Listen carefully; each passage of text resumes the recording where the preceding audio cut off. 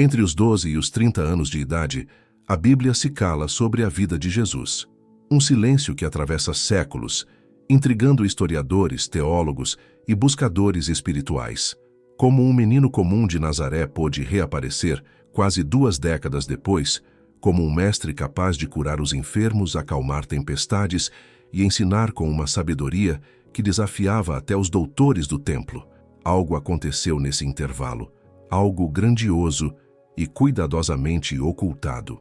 As antigas tradições esotéricas afirmam que Jesus não desapareceu. Ele partiu em busca de conhecimento.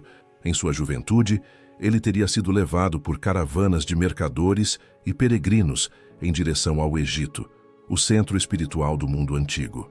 Lá, entre as margens do Nilo e as sombras das pirâmides, sobrevivia uma linhagem secreta de mestres, herdeiros da sabedoria atlante e guardiões dos mistérios de Ísis e Osíris.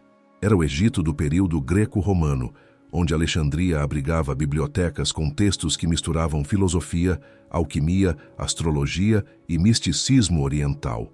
E foi ali, dizem as tradições gnósticas, que o jovem Yeshua ben Yosef, o nome aramaico de Jesus, começou sua iniciação. As lendas narram que ele estudou nos templos dedicados à deusa Ísis, onde os ensinamentos não eram transmitidos por palavras, mas por símbolos, gestos e experiências diretas com o divino. Esses templos funcionavam como escolas de luz. A iniciação começava com o silêncio, a purificação dos pensamentos e desejos. O aprendiz aprendia a dominar a respiração, a postura e o olhar, pois cada movimento era considerado um espelho da alma. Dizem que, nas câmaras subterrâneas, os iniciados enfrentavam o grande julgamento de si mesmos, uma jornada interior que separava o ego da essência. Ali, o discípulo morria simbolicamente para o mundo e renascia como um ser consagrado à verdade. Os hierofantes egípcios chamavam esse processo de a segunda morte, o momento em que o homem mortal cede lugar ao homem divino. Jesus teria passado por essas provas, conduzido não apenas por sacerdotes, mas principalmente por sacerdotisas, mulheres treinadas na arte de despertar a consciência por meio da energia vital, o sopro de Ísis. Elas ensinavam que o corpo humano era um templo vivo, onde Deus habitava em potencial, e que o Cristo, a luz interior, só poderia nascer quando o espírito e a carne entrassem em harmonia perfeita. Outras tradições afirmam que, após seu aprendizado no Egito, Jesus viajou ainda mais longe, até a Índia e o Tibete. Lá, teria estudado com monges budistas e mestres védicos, aprendendo o valor da compaixão, da meditação e do desapego. Nos textos antigos do Himalaia, há registros de um sábio chamado Issa, vindo do Ocidente, que pregava sobre o amor e a unidade de todas as religiões. Os monges descrevem esse homem como um ser luminoso, de olhar sereno e presença magnética, alguém que falava da luz do Pai interior. Coincidência? Talvez. Mas o nome Issa aparece em documentos tibetanos séculos antes que a Igreja admitisse qualquer conexão entre Jesus e o Oriente.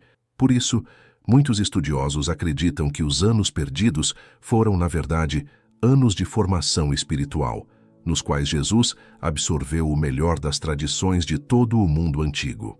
Quando ele retorna à Galileia, já não é mais o mesmo. Sua presença emanava autoridade, mas também doçura. Seu olhar era de quem havia visto além do véu da matéria. Ele falava com a certeza de quem conhecia a linguagem secreta do universo. Tudo o que ensinava tinha paralelos com os mistérios egípcios. O reino de Deus está dentro de vós. Ecoa a inscrição nos muros de Luxor. O templo de Deus está dentro do homem. A noção de renascer do espírito vem diretamente dos rituais de morte e renascimento nas câmaras de iniciação. O Pai e eu somos um é o reflexo da antiga máxima hermética. Assim como é acima, é abaixo. Essas coincidências não são meras analogias. São rastros de uma tradição muito mais antiga que unia ciência, misticismo e psicologia espiritual. Jesus não veio fundar uma religião, veio recordar o conhecimento esquecido das antigas escolas de sabedoria. Mas havia um problema. O mundo que ele encontrou ao retornar estava dominado por sacerdotes e impérios que temiam qualquer ensinamento que libertasse o homem de sua dependência. O sistema religioso exigia obediência. Jesus pregava liberdade interior. A autoridade se apoiava em templos de pedra. Ele dizia que o verdadeiro templo era o coração humano. Por isso, os anos em que ele aprendeu tudo isso precisaram ser apagados da história. Porque revelar onde ele estudou e com quem aprendeu significaria admitir que a base de seu poder não vinha apenas de um milagre divino, mas de uma disciplina espiritual antiga, passada de geração em geração, desde o Egito dos faraós. E assim, entre as areias do deserto e o silêncio das Escrituras, os anos perdidos de Jesus se tornaram o maior mistério da fé cristã. Um mistério que, pouco a pouco, começa a ser redescoberto. Não pelos livros, mas pela intuição dos que despertam. Pois talvez o verdadeiro milagre não tenha sido o que Jesus fez, mas o que ele se tornou, o ser humano que reencontrou o divino dentro de si. E é esse mesmo caminho que ele quis ensinar a todos nós. Nos templos sagrados do Egito, havia uma linhagem de mulheres cujo poder e sabedoria transcendiam o tempo. Eram conhecidas como as sacerdotisas do olho de Ísis, guardiãs de um conhecimento tão profundo que poucos homens ousavam sequer se aproximar. Essas mulheres não serviam a um Deus distante, mas à força viva da criação, a energia que unia o visível e o invisível, o céu e a terra, o espírito e a carne. Elas eram treinadas desde jovens nas artes da cura, da palavra sagrada, dos sons vibracionais e do magnetismo do corpo. Sabiam que o corpo humano não era uma prisão, mas um instrumento sagrado, o altar onde o espírito se manifestava. Em seus rituais, elas não pediam favores aos deuses. Elas despertavam o divino dentro de si mesmas, tornando-se canais conscientes da luz. E foi a essas mulheres que Jesus, o jovem buscador vindo da Galileia, teria sido confiado durante parte de sua iniciação. Os relatos antigos descrevem que o templo de Ísis era um lugar envolto em mistério. Do lado de fora, via-se apenas colunas de pedra e hieróglifos. Mas por trás das paredes, havia câmaras subterrâneas, corredores circulares e salas de ressonância, onde o som e a vibração eram usados como ferramentas de transformação espiritual. Cada sacerdote e sacerdotisa era treinado para reconhecer a energia vital, chamada de Sa, a essência da vida que flui através de todas as coisas.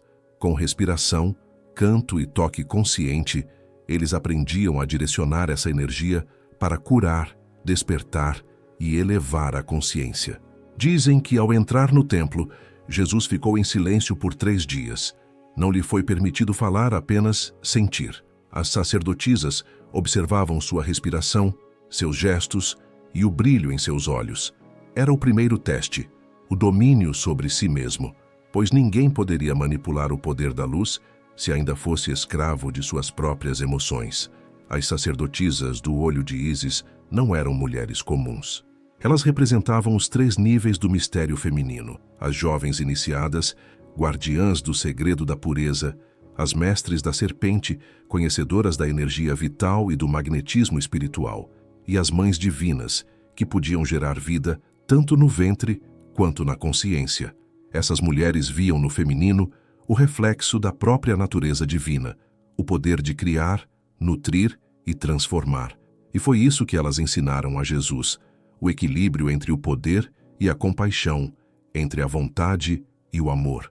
Ele aprendeu que a verdadeira força não está em dominar, mas em harmonizar, que o Cristo não nasce pela imposição, mas pela união entre o masculino e o feminino divinos dentro de cada ser.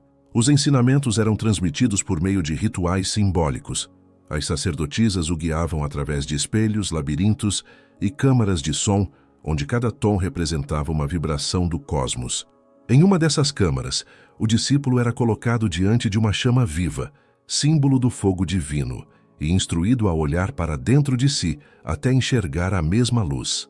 Quando ele conseguia ver a chama interior, sabia-se que estava pronto para ver com o olho de Ísis, a visão espiritual que percebe o invisível, que enxerga além da matéria. Disse que foi nesse processo que Jesus despertou o poder da visão interior, o mesmo que mais tarde o tornaria capaz de ver o coração das pessoas, de reconhecer o sofrimento oculto e de curar com um simples olhar.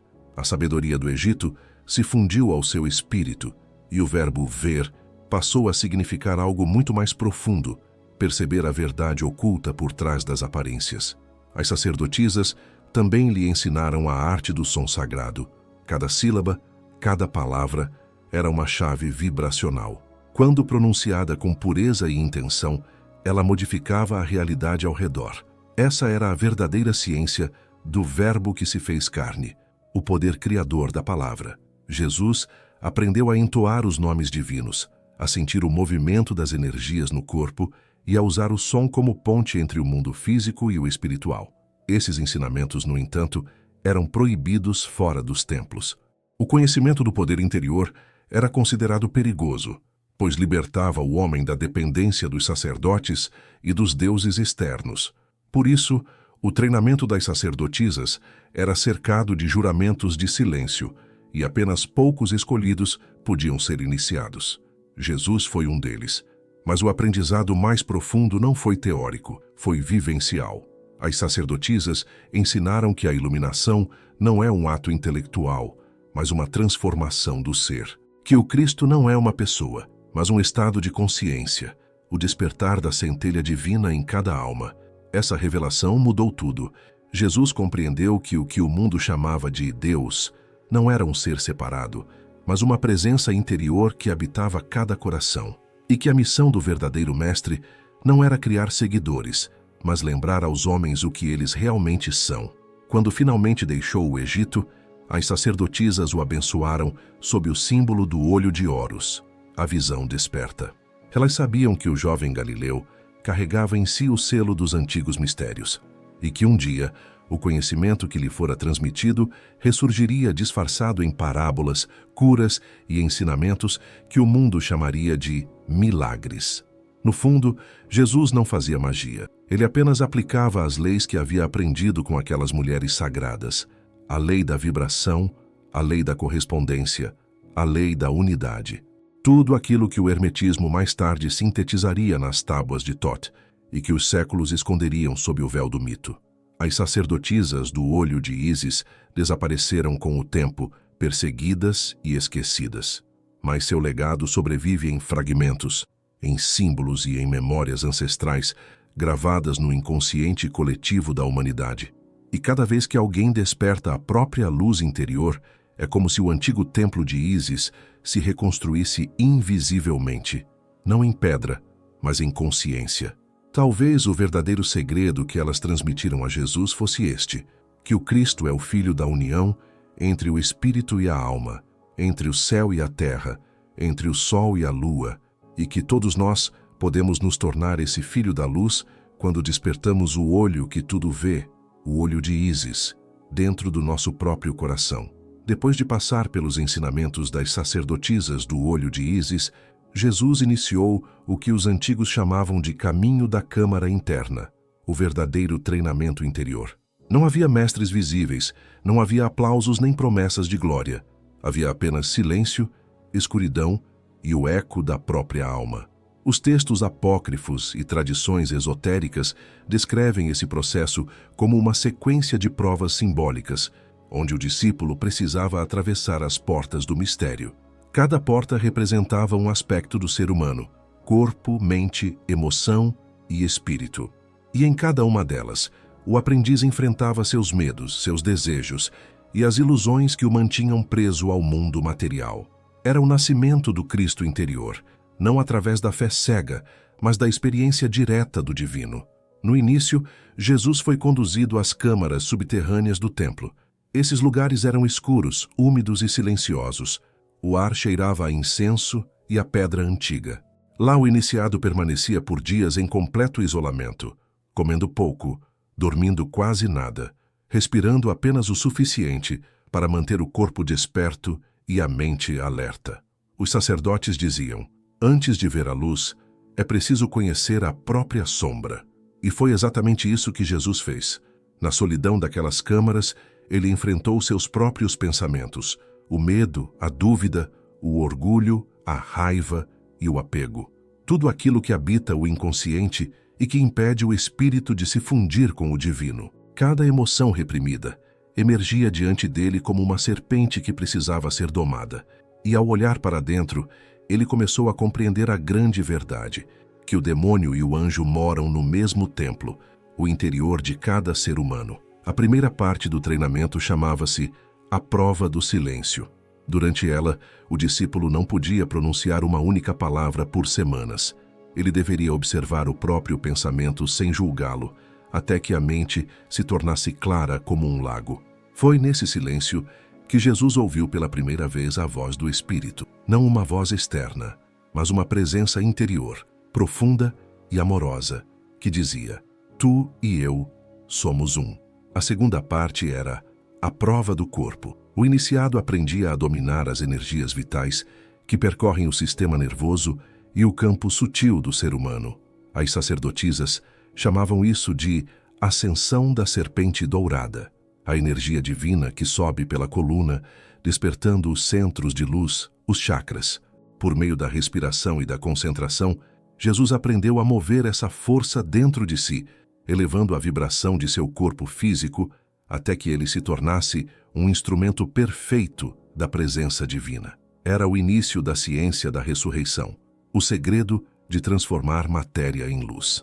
A terceira parte do treinamento era a mais difícil, a prova do coração. Ali, Jesus deveria encarar a dor do mundo. Ele via em visões os sofrimentos da humanidade, a fome, a guerra, a escravidão, a ignorância. E os mestres lhe perguntavam: Você consegue amar mesmo assim?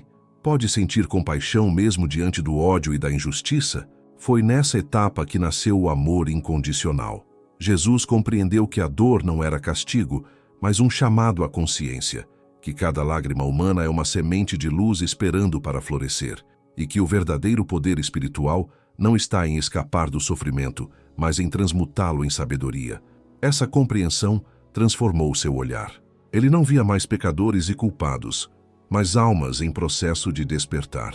Cada pessoa, mesmo a mais perdida, trazia dentro de si a centelha divina, o Cristo adormecido.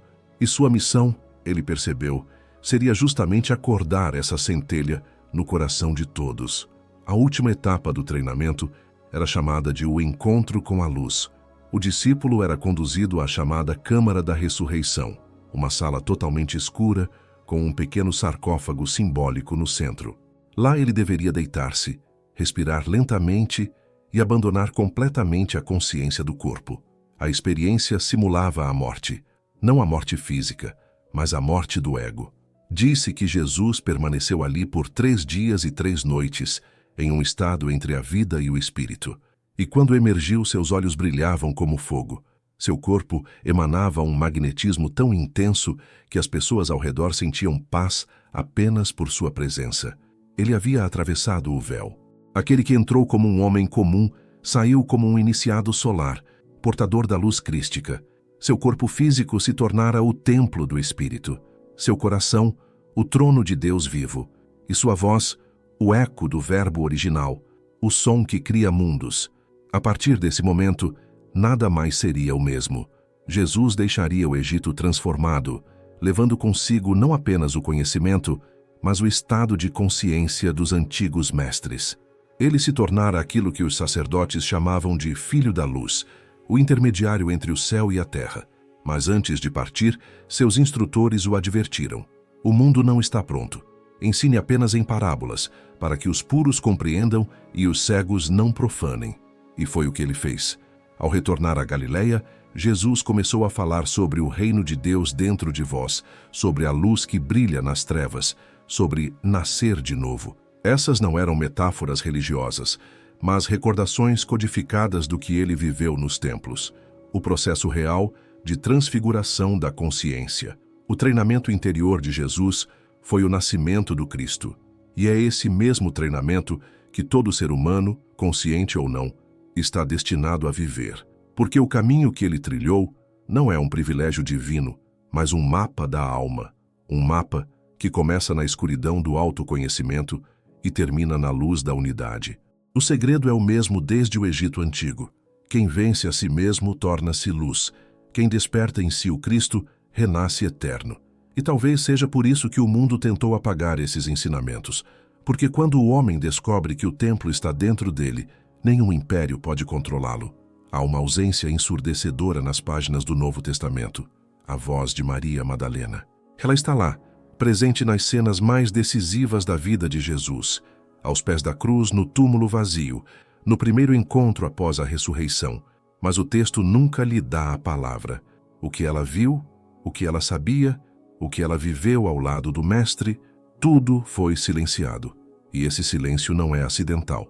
É o eco de uma censura milenar que visou esconder o papel das mulheres nos mistérios espirituais e, mais profundamente, apagar o aspecto feminino da própria sabedoria divina.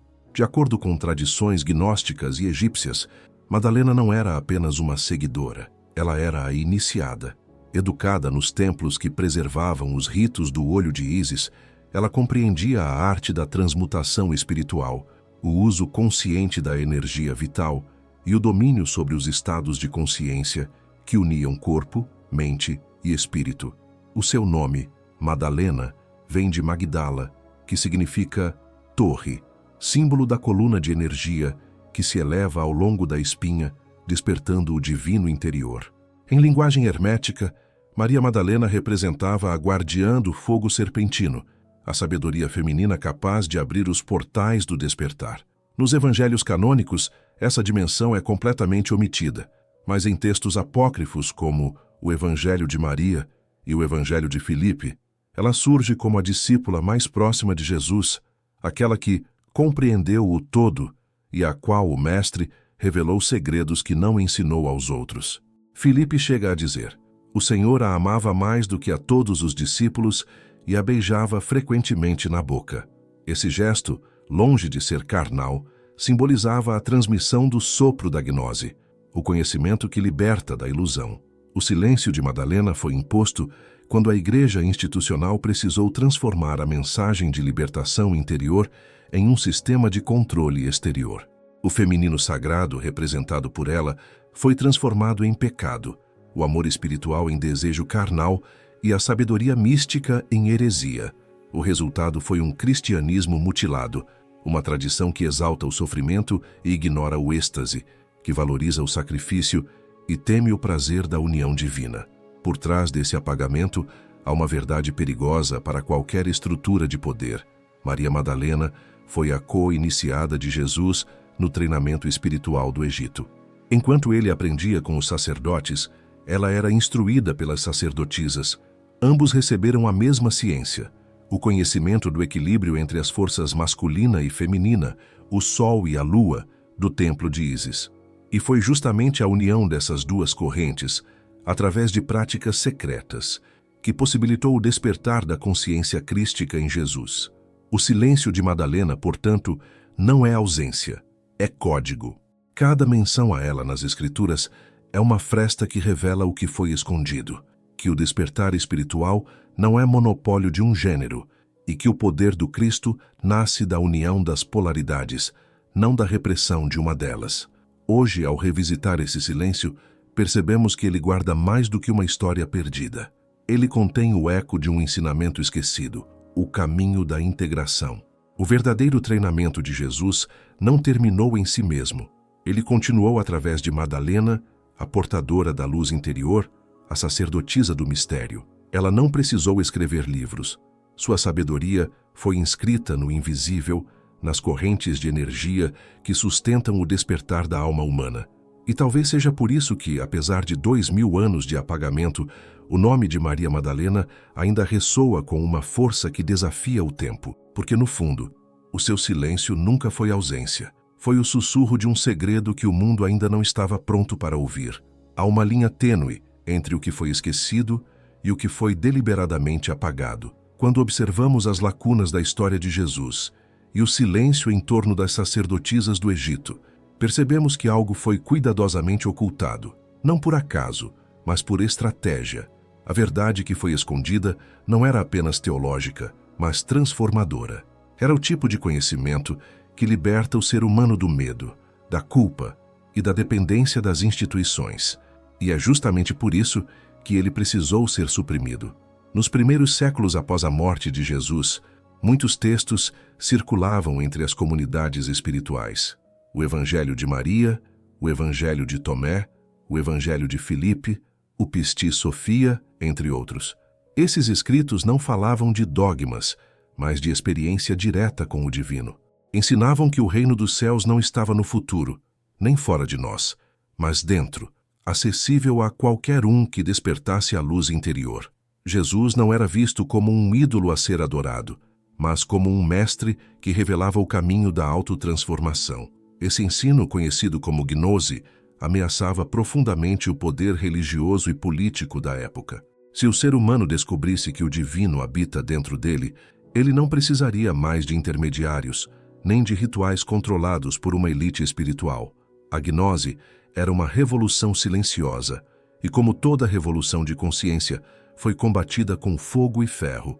O que foi escondido, então, foi o próprio propósito da mensagem de Cristo, o despertar da consciência crística, o retorno à unidade original entre o masculino e o feminino, o espírito e a matéria, Deus e o homem. Essa sabedoria era o coração dos mistérios egípcios e das escolas iniciáticas antigas, os mesmos mistérios que Jesus e Maria Madalena teriam aprendido nas margens do Nilo, entre templos dedicados a Ísis e Horus. Esses templos não ensinavam fé cega, ensinavam ciência espiritual, como elevar a energia vital, como purificar os centros sutis do corpo, como transformar o desejo em iluminação. O pecado original não era o conhecimento, mas a ignorância, o esquecimento da nossa natureza divina. Quando Jesus disse, vós sois deuses, ele estava lembrando ao homem da sua origem, do seu potencial e da sua missão, mas essa mensagem, se preservada, teria desfeito o alicerce do poder religioso. Por isso, os concílios dos séculos seguintes, especialmente o de Nicéia, reorganizaram as Escrituras, excluindo os evangelhos que falavam do divino feminino, da reencarnação, da energia espiritual e da união sagrada entre homem e mulher. Maria Madalena, a discípula mais próxima, foi transformada em pecadora, o conhecimento interior em heresia e a experiência mística em superstição. O que foi escondido é que a verdadeira iniciação de Jesus não começou em Jerusalém, mas no Egito.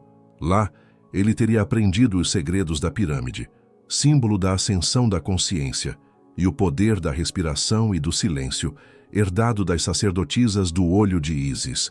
Aprendeu que o corpo é o templo, e o sangue, o rio sagrado que leva a energia divina a cada célula. Aprendeu que a redenção não se conquista pela culpa, mas pela lembrança de quem realmente somos. Tudo isso foi substituído por uma doutrina de submissão. Onde antes havia o caminho da sabedoria, ergueu-se o altar da obediência. Onde antes havia o equilíbrio entre o feminino e o masculino, impôs-se a supremacia patriarcal. E onde antes havia o mistério da união sagrada, o casamento entre o espírito e a matéria, simbolizado por Jesus e Madalena, restou o mito de um Deus distante e de uma humanidade caída. Mas a verdade não pode ser apagada para sempre. Ela se esconde em símbolos, em manuscritos esquecidos, em tradições orais que atravessaram o tempo. Está gravada nas paredes dos templos, nas entrelinhas dos evangelhos e, sobretudo, dentro de cada ser humano que busca algo além da superfície. O que foi escondido é que você também é parte desse mistério. O mesmo fogo divino que brilhou em Jesus e em Madalena arde silencioso em você. Ele aguarda o momento em que a lembrança retornará, quando o esquecido será novamente revelado, e a história do Cristo deixará de ser um mito distante para se tornar uma jornada viva, interna, que começa no coração desperto de quem ousa perguntar: por que esconderam isso de nós?